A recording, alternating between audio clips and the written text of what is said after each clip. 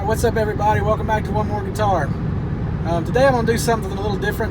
I don't know if you watch Rhett Shull's channel, but like this past week he's put out a video about some $1 million guitars up in Chattanooga, Tennessee, and really about this guy's private collection that he's made a museum of. And in his video he said that this was the last week of the museum being open, and I live pretty close to Chattanooga, so I thought I wasn't going to miss this.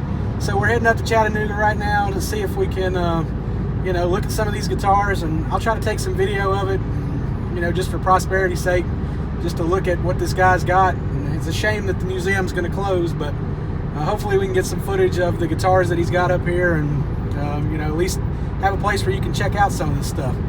So let's get going.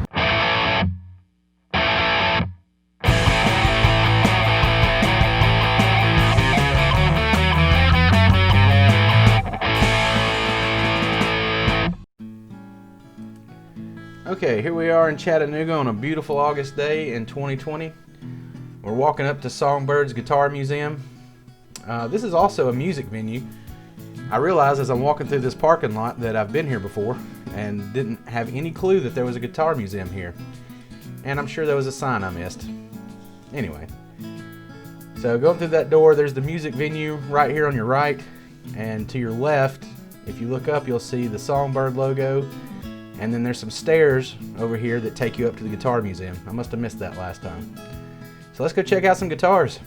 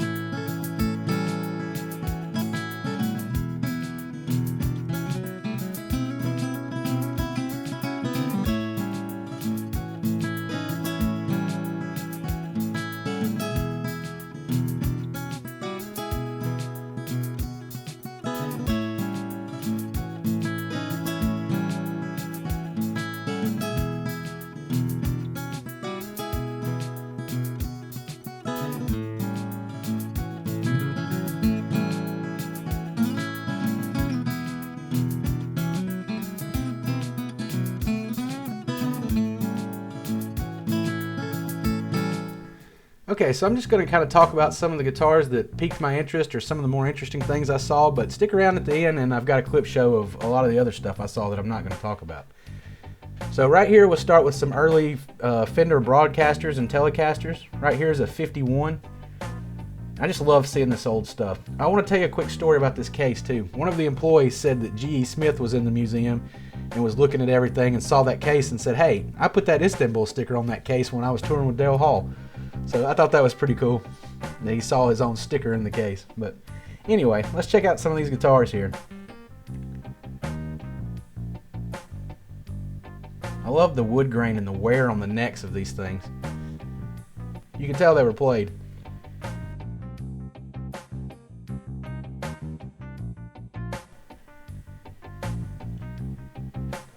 I thought this Dan Electro double neck was really cool. Check out the pickup spacing on this.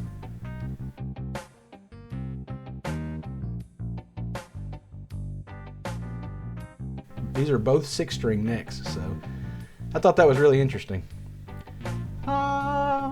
52 gold top Les Paul prototype. I always wanted a gold top Les Paul, so I saw that and I was just stoked. How cool is that? In this section they have some really awesome Les Pauls too, all the early stuff. Here's the actual 52 produced gold top Les Paul. Here's an old Gibson amp, some pedals and stuff on the floors of these displays. I think is really cool. You can see old microphones and stuff. Look at this Rickenbacker. I've never seen anything like that. I don't know what that is, but that's really cool. These guitars are beautiful. It always impresses me to see old guitars and how well they stay in shape, if they're taken care of. Look at this Les Paul Jr. I thought this was really cool too. It looks great.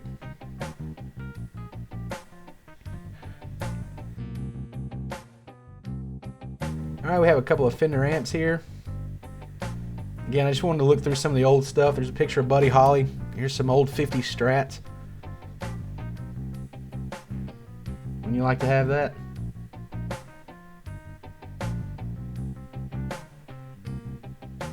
Wow.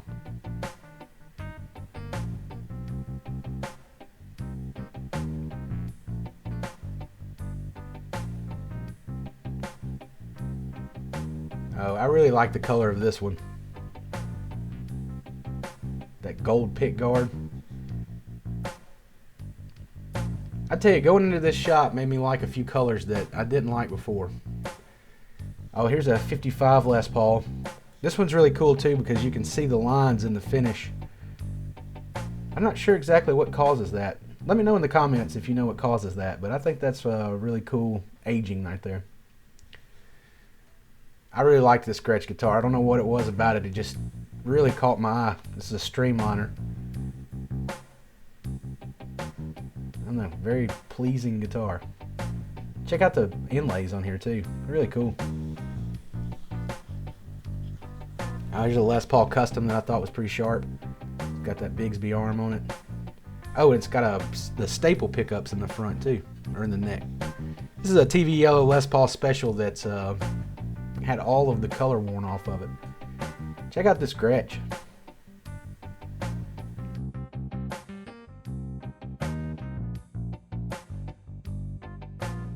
Here's an Esquire. And there's a 57 Telecaster behind it.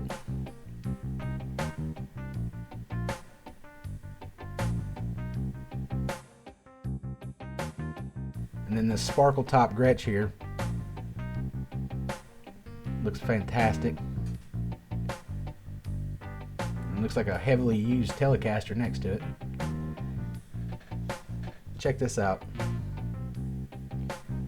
I really like the pick guard on that.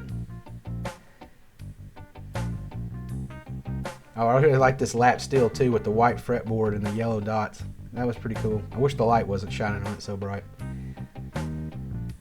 This gold top Les Paul up here with the black pick guard and the black poker chip, I don't know what it is about that guitar, but I think that one looks fantastic.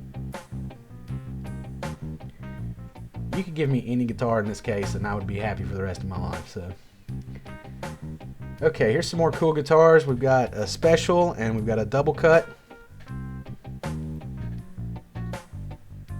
Got a couple of Strats.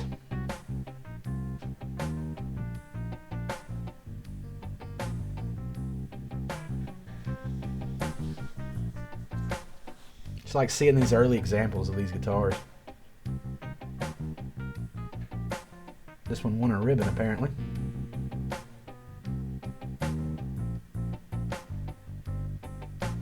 Like that gold bar on the Strat.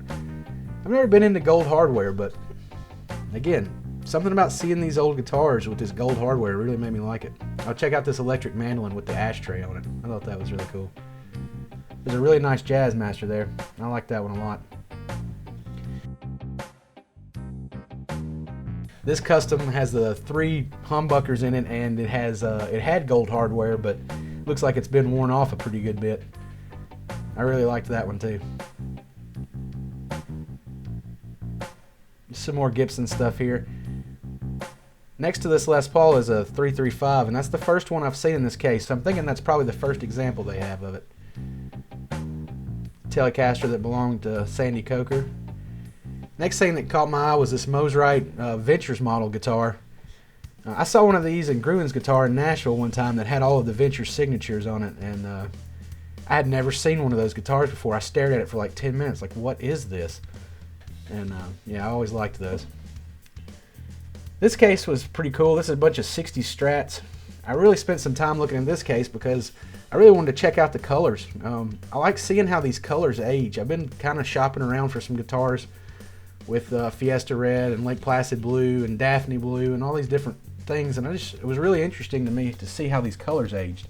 I don't know if you can tell as much in the video, but I thought that Fiesta Red looked fantastic. I have never been a Fiesta Red fan until I walked into this store, and when I left I decided I'm buying a guitar that's Fiesta Red. So that really impressed me.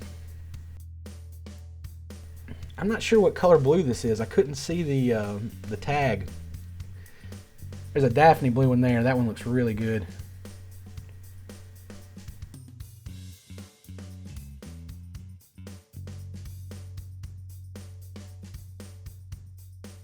Next to it here is a Lake Placid blue one. And the cool thing about this guitar is they said that, you see it has the matching headstock there. They said this is one of 3 known in existence. So I thought that was really cool.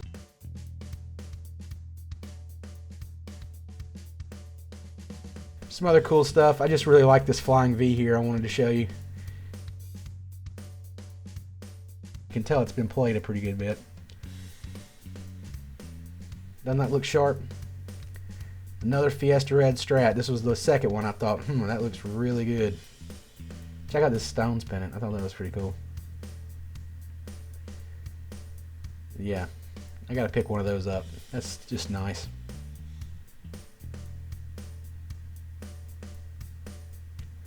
Check out this Rickenbacker light show. I thought that was a pretty cool cover on the top of that guitar. I'm not sure what that is. And then next to it, I have no idea what this is. Doesn't that look cool? Look at this pickup configuration, all these controls on this guitar. It's a Hagstrom is what it looks like, but I have no idea what all of this does. A bunch of wheels and buttons, a speaker in the middle. Is that an amp? That's pretty cool. Now we moved into the Beatles section.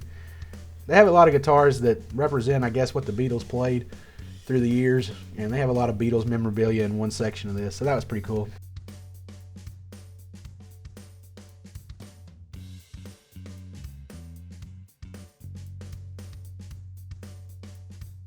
There's a Hofner bass. There's that Gibson acoustic with the knobs on the side.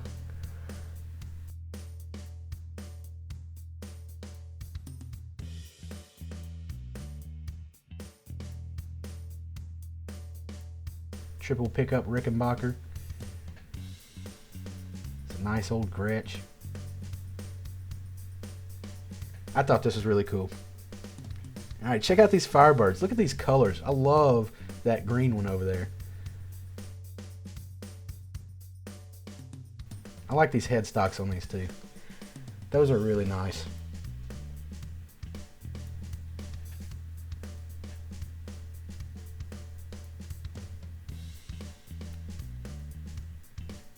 Check out some of the years here of these guitars.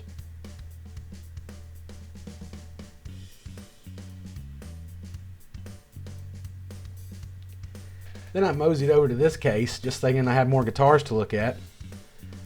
Start looking around and I see that 12-string Riviera. I think that's pretty cool. And you know, and I look up and I see this Sparkle Strat over here on the right, and all of the wear on it. I thought that really looks familiar. Is that Dick Dale's guitar? Boom, Dick Dale's guitar. How cool is that? And I actually got to see Dick Dale a few years ago, and man, he could play, but it was kind of a sad show, to be honest. Kept talking about how his doctor said if he went on tour again, he was going to die, and he had bills to pay, so there he was, and it kind of made me sad. But this made me very happy. Look at this, Chuck Berry's guitar. How cool is that? We'll get back to that in a second.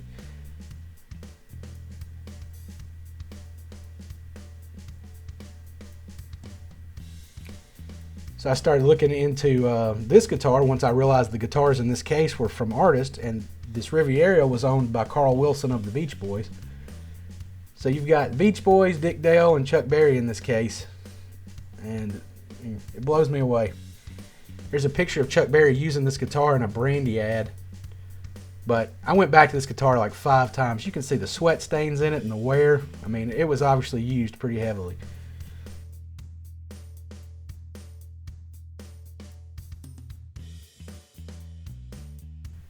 So they've got some, you know, guitars that are owned by some really famous people in here. I didn't even know that, so that's really cool. I really like this SG here. TV yellow, P90s. Yes, I would have that, please. Look at the pick guard on this one. Pretty interesting. Sorry for getting my finger in the shot. It's ridiculous.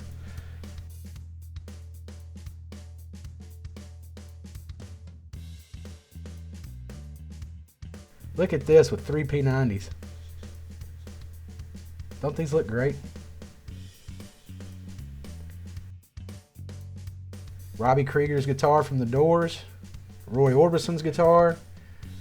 Buddy Guy's guitar. Man, I tell you, every time I see Buddy Guy live, I get better at guitar for like a month. That guy's fantastic.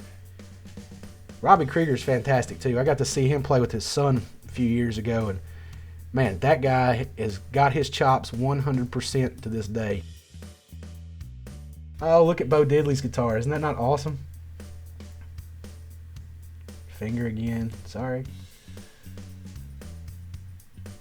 So I saw all of this stuff, and I was just really impressed. And then I saw this, and I thought, no way they've got Jimmy Page's double neck. And I looked and I saw it was a bass neck on top, and he plays a 12 string. I was like, okay, you've got a red double neck. We'll put a picture of Jimmy Page up. Anyway, then I saw these Fender 12 strings, and I have never seen these before. I don't know how I've missed this or just not paid attention to Fender's 12 string lines, but I love the headstock. I love the matching headstock. I think these look really cool. So I spent a little time looking at these just because I'd never seen them before.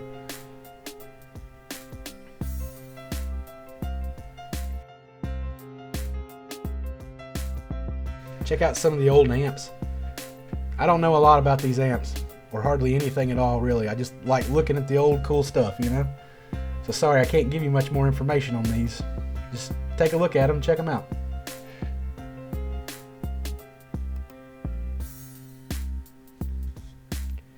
Oh, I thought these Ampeg basses were really cool too. One of them's fretted, one of them isn't. And both of them have headstocks like a stand-up bass. Isn't that really cool? And then next to it here we have this Vox bass, and I love this shape. Somebody I know bought a guitar like that recently, or a friend of a friend kind of thing. They sent me pictures of it. But look at that headstock. Those are really cool guitars. I guess this one's a bass, but still, that's a cool design. And then this one next to it, I had to show this one because what screams 1970s more than, you know, plastic body with wood paneling pickguard. I thought that was hilarious. And here's me pretending to look at amps when I'm actually trying to sneak a peek of the private collection in the vault here. I didn't get reservations for this, and I really wish I had.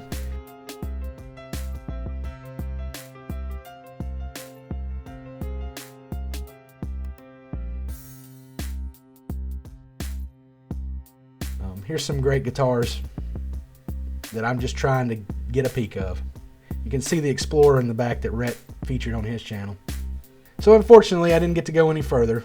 So those are the guitars that really stood out to me. I really do appreciate you watching. I hope you have a great Labor Day weekend. Please remember to hit the like and subscribe button, and stick around if you just want to see some more guitars that I saw on the rest of the trip. So take it easy and keep playing, and I'll catch you next time.